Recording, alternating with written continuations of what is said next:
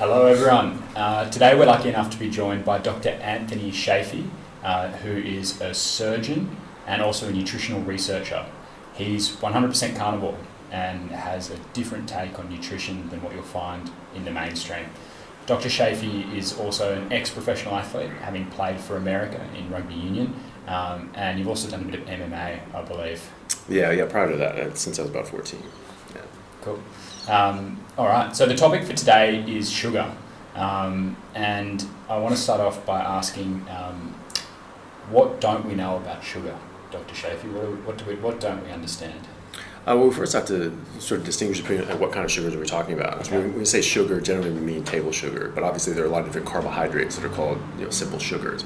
The sugar that you want to watch out for is fructose specifically. So that is, obviously it comes in fruits and so forth, but it's half of sucrose. Sucrose is a disaccharide of glucose and fructose. Right. And then you have high fructose corn syrup, and that's been painted as this sort of evil monster, and it is, but it's almost identical to sucrose because it has very similar levels. It's almost 50-50% fructose, glucose, but it's just a mixture of the two as opposed to being a bound form. And then honey actually has more fructose than both of those. Yeah. So the problem with fructose is how it's metabolized in your body. It's actually non-essential. It's not something that you need in your body. There are no biochemical processes in your body that require fructose that can't be done by something else. So you don't need it at all. A major problem is that it goes directly to your liver and then gets broken down from there into fatty droplets and other sorts of byproducts. The problem there is that it actually gets broken down to the same byproducts as ethanol, alcohol, right? So you get the same diseases and damage to your body from eating fructose as you do from drinking alcohol. So you can get fatty liver disease from being an alcoholic and from eating too much sugar. Exactly. Yeah. So it actually used to be very well known that only alcoholics got fatty liver disease, and then in the 1990s when we started increasing a lot of our sugar consumption, putting sugar in everything because we got rid of the fat in different foods and everything tasted horrible. And so they put sugar in everything, and then all of a sudden, 10-year-olds were getting fatty liver disease, and they were also getting adult onset diabetes. Type 2 diabetes used to be called adult onset diabetes because really only found it in adults, and generally they were alcoholics, and that's because the alcohol really causes that. And then all of a sudden, 10-year-olds are getting this, and they're saying, well, wow, what's going on here? How can a 10-year-old get adult onset diabetes? They're not an adult, and he's getting fatty liver disease, but only alcoholics get fatty liver disease. How can someone who's never drank alcohol get this? So instead of actually looking into this and actually thinking for literally 1 second, they just said, you know what, we'll just rename it. And so now it's non-alcoholic fatty liver disease. Right, but it's the same type 2 thing. diabetes. It's exactly the same thing. Yeah, wow. You mentioned something earlier about people adding, or companies adding sugar to food because they removed the fat, meaning it tasted terrible. Yeah. Fat, you talk to any chef, they'll tell you fat is flavor. Yeah, butter. Yeah, exactly. And so, when we're told that fat's bad for you, it's not. It's actually really, really good for you. Animal fat is. Vegetable oils and so forth are actually quite toxic for a number of reasons. But when you take that out, it tastes very, very bland and horrible. Like even steak, I love steak, but like a lean steak, you can only have so much of it before it's just sort of like, whereas like a fatty steak is obviously you just keep going. Yeah, totally. Exactly. So you mentioned before, fructose is one of the worst forms of sugar. So if I'm eating fruit, I feel like there's a limit to how much whole fruit I can eat. I'm not going to eat more than 2 apples. Yeah. So is it dangerous or is it detrimental for people to be eating whole fruit? So obviously, it's better, because it's dose dependent, but that's like saying, I'm only doing 2 lines of Coke instead of a whole bag, So, but yeah, you're right. 2 apples is very different than 2 glasses of apple juice. Yes, exactly. Like a glass of apple juice, have something like 10 apples, worth of juice go into that. It's going to be a lot more sugar. It's also been shown that the fiber in fruit and so forth, when you eat that, delays the absorption of fruit. It delays absorption of everything because you can't. It's literally sawdust. That's what cellulose is. That's what fiber is. And they add sawdust into processed foods to up the fiber content. There's tons of foods that meet that. And so what does that do? It blocks the enzymes and so forth from getting at these the different foods in your gut, and it blocks them from actually hitting the villi and things like that in your small intestine and getting absorbed. So it delays that, stops that absorption, then it gets into your colon and bacteria eat it and so forth, and you eliminate it. So it does reduce some of the fructose in there, but at the same time, you are getting that stuff in, so it is very important to be aware of that. And you're also getting other things that you don't want as well.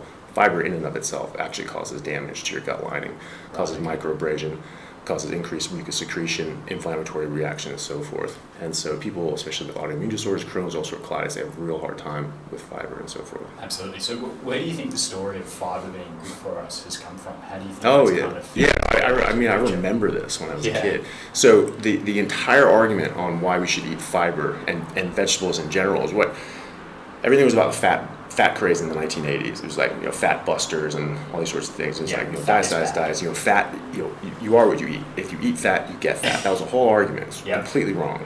I eat a lot of fat. I got 70-80% of my calories from fat. I generally maintain below 10% body fat, even when I'm not working out. And where do you get the fat from? From steak, generally, from beef, and things like that. Butter, like I melt butter into my ribeye steaks, So in the 1980s, or 1977 to 1980, the USDA declared unequivocally that cholesterol causes heart disease, saturated fat increases cholesterol, stop eating both of these things. That's completely wrong. It's going to be completely debunked. But that changed how everyone viewed everything. So the obesity rate in England after World War II was 6%. In 1983, when they adopted these same dietary models, it was still 6%. Now it's like over 24%. Same thing in America. It was 6% and 8%, and then it tripled in a very short period of time. So everyone started getting fat. Everyone started getting sick, and they got even more crazed about not eating fat. Then they said you should eat vegetables because they don't have nutrition, because they don't have calories, and because they're bulky and they have fiber, which you cannot absorb. So it was never actually argued at that time that this is nutritionally beneficial.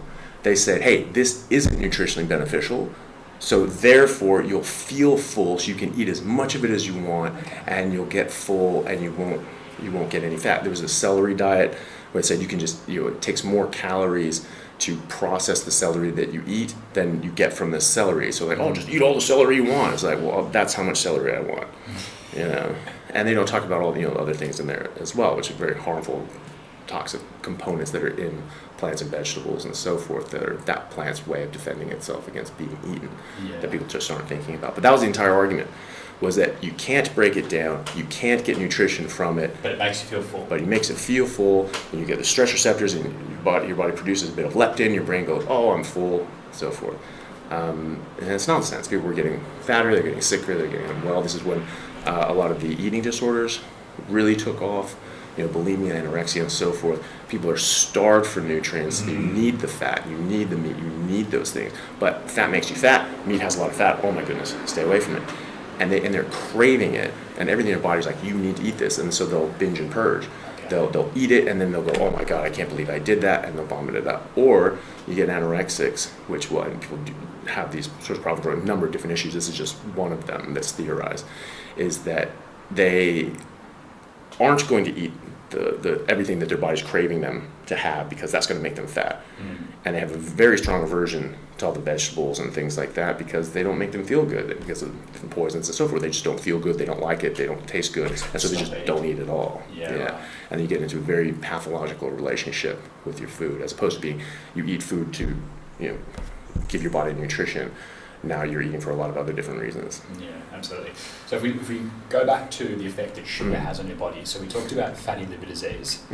How else is sugar affecting our bodies? Yeah, so Professor Robert Lustig, who's a professor emeritus at University of California, San Francisco Medical School, in pediatric neuroendocrinology. So he deals with kids with bad diabetes and things like that.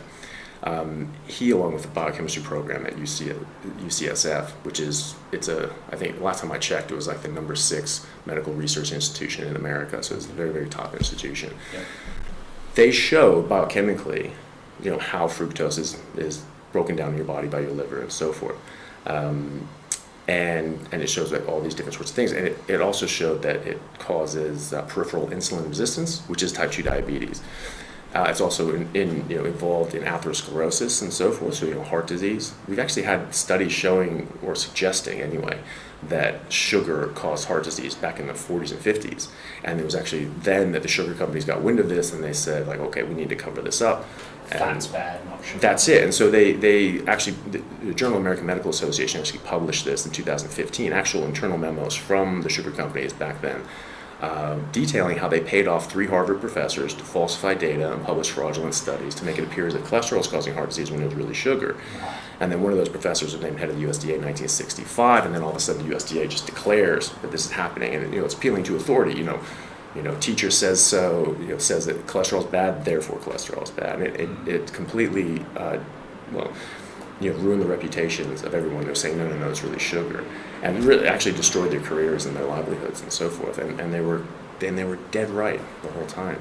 So Lustig showed that this does the same damage to your body as alcohol. After it's broken down, obviously it doesn't make you drunk and have the same central nervous effects, but after it's broken down, it has the same damage to your body and kids as well. Give them, people don't realize how much sugar is around. You'd never give a kid, whiskey, I hope, and but you'd probably give them orange juice or other juices, right? Yeah. Well, one 12-ounce glass of orange juice has as many grams of fructose as 3 shots of 40% whiskey have alcohol, and does the same damage to their little body. So he was showing all sorts of things, and he's written dozens of papers on the subject. He's written books on the subject and so forth, and tons of talks as well that are readily available on YouTube. They're very interesting. He just talks about fructose and how damaging this is and how it causes the same things as alcohol: fatty liver disease, cirrhosis, diabetes, even heart disease. It's implicated in cancer. It certainly feeds cancer, if not precipitating and causing cancer, and even has a strong correlation with Alzheimer's.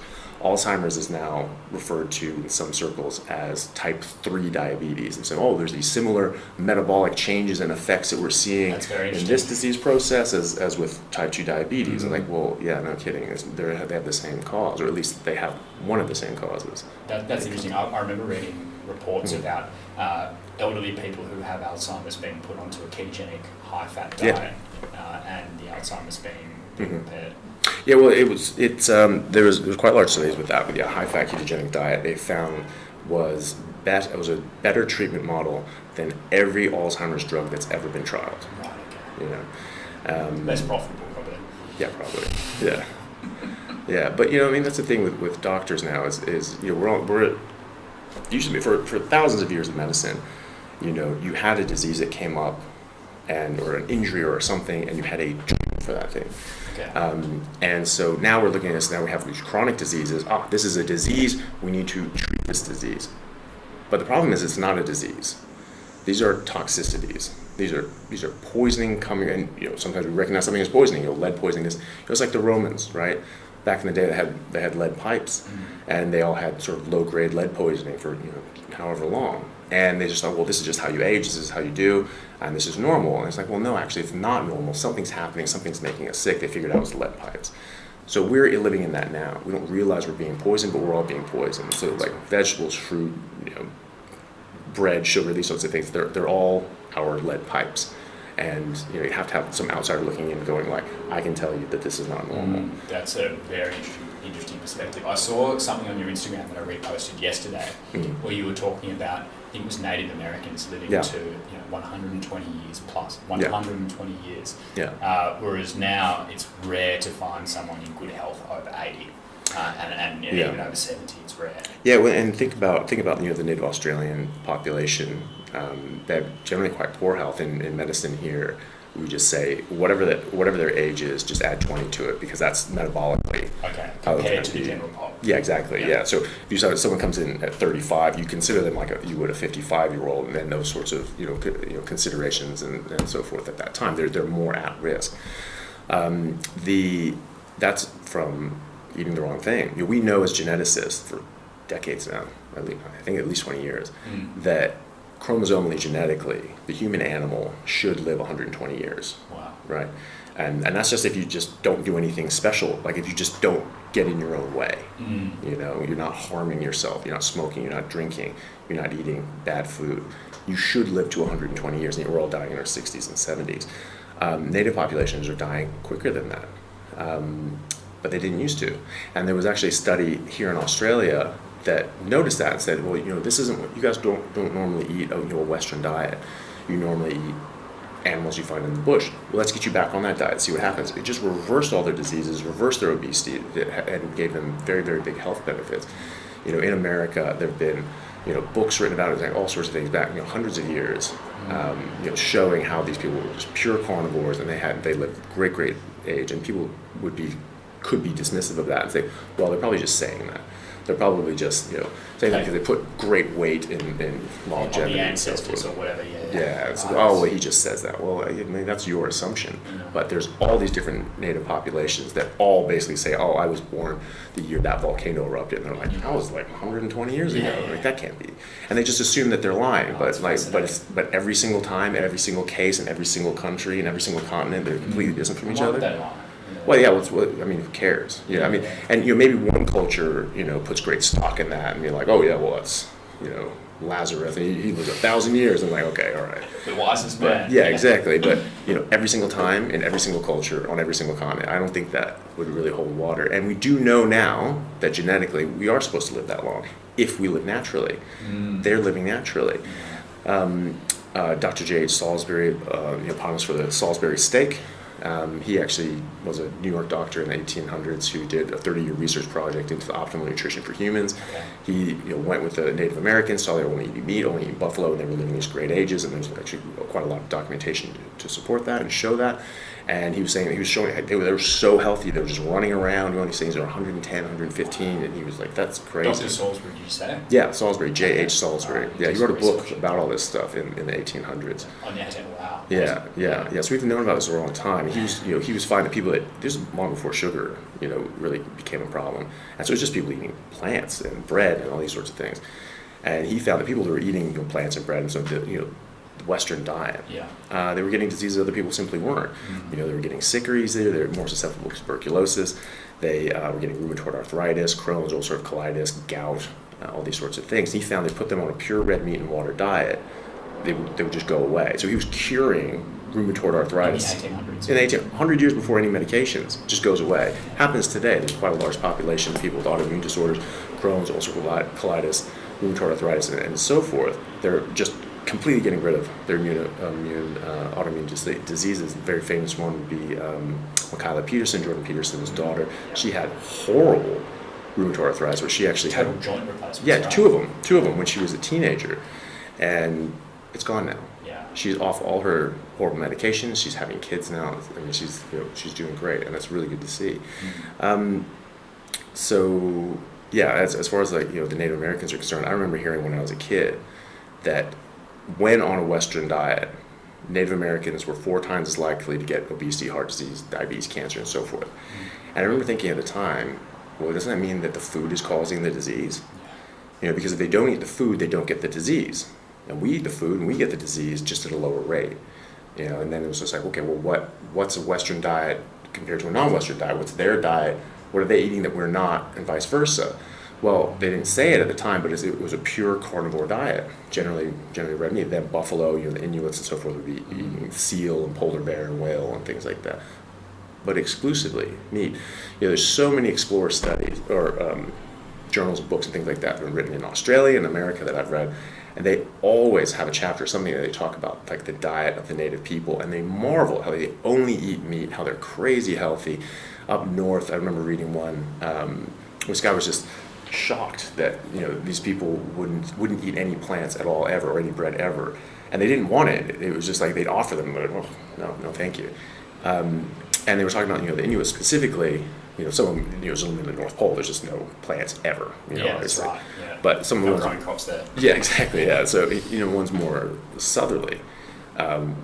There's things like, okay, well, I understand, 9 months out of the year, everything's just packed with snow.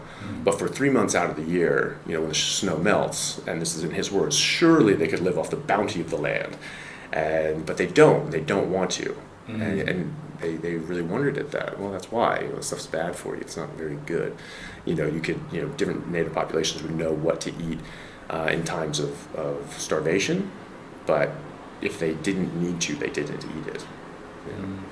And that was the thing. We used to call these things the diseases of the West, because only the Western peoples eating a Western diet would get them. We experience them, yeah. Yeah, and so then you go to these places like, oh, they don't get the disease of the West. Now we just call them getting older. and that's normal. And people don't realize how abnormal that is. You know, the heart disease rate since 1980 tripled. The obesity rate has tripled. The stroke rate has tripled. The cancer rate has tripled. Type 2 diabetes has gone up by 5.8 times. You know? There's this sort of sense of, like, you compare yourself to the previous generation. Mm-hmm. So I find that we tend to compare ourselves to, say, our parents. And when you look at our parents, it's like, oh, well, I reckon I can live 5 years, longer than my dad. But now we have this modern medicine, and the actual quality of the life might not be as high. Mm-hmm. So it's really hard to have this perspective that you've got, Mm-hmm. where you're looking at 1800s, 1700s, Mm-hmm. native populations who've been living a certain way for thousands of years.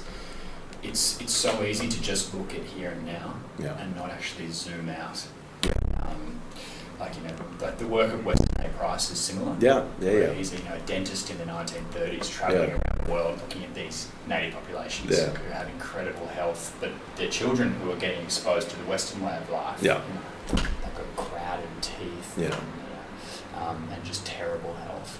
Yeah, well, they found I was reading a journal in dentistry, and they were talking about how crooked teeth and small jaw size is not genetic, that it's nutritional, and it's generally a nutritional deficiency. You need K2, K1, calcium, and vitamin D for proper jaw and teeth formation and straight teeth and so forth.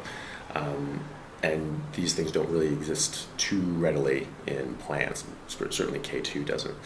And so that's generally what we see is, someone has we may be deficient in everything, but generally almost, a lot of people are deficient in K2.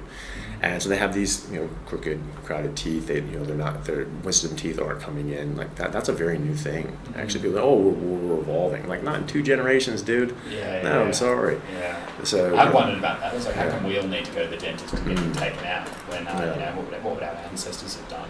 Not that. Yeah. Well, they don't need it. Yeah. I mean, you look at cavemen skulls and so forth. Before I was just actually talking to someone about this the other day. Apparently, paleontologists can tell if a skull is before or after the agricultural revolution just by looking at their teeth and jaw size. And the quality of their teeth, if they're having cavities and so forth, because they just didn't happen before that. Think of animals in the wild. They don't have rotting teeth. They're just hanging out of their mouth. Well, what? They don't brush their teeth. They don't go to the dentist. How can that be? Well, they're eating their natural diet, and their body's able to accommodate that. You don't see animals in the wild with crooked teeth. Strange, creepy jaws. You see a lot of people do that. Yeah, absolutely. Well, you give them the zoo. Sometimes they'll give them fruit. That'll rot their teeth. The only gorilla that eats bananas are on cartoons and the zoo. In the wild, they generally don't do that. That's not their staple diet, and their teeth work better for that. Yeah, sure. All right, so we'll circle back to sugar. Avoid fructose. So I'm guessing fruit juice. Avoid like the plague. Honey. Absolutely. Yeah. What other foods are people consuming that are plant and sugar that might be really damaging their health, but they don't realise it? Is there anything else you put on that list? You mean apart from sugar? Well, I suppose anything that has sugar in that's it. high in fructose. Obviously, soft drink. We know soft drink. Yeah. Anything that you didn't make probably has sugar in it, because they add it to everything. The sugar companies know full well that this stuff is addictive, and it is addictive. It gives a dopamine response to the addiction centers in your brain, just like cocaine, heroin, and meth. And there were MRI studies showing that fructose kills the same areas of your brain as meth, to the same extent as meth. Okay, so that's quite appalling. It's a very addictive drug. I think it's the worst drug on earth, specifically because we don't realize that it's a drug at all. So it's in everything, and we get kids addicted to it. Go, but they like it. They probably like cigarettes and Coke too. Once they got addicted to it, it's very, very harmful. It is addictive like meth, kills the reward centers in your brain like meth, and damages your body like alcohol. How is this not an age-restricted chemical? There was I forget the guy's name, but he was a very well-known doctor in Amsterdam, and he's been saying for quite some time as well that sugar is the worst drug on earth. I absolutely agree with him, and this guy's from Amsterdam. Like, they know about drugs there. So, All right. Well, I think we'll leave it there. cool. Dr. Chaffee, that was brilliant. Yeah. Thank you very much. Appreciate So, it. Thoughts on sugar? Thanks very much. You're welcome.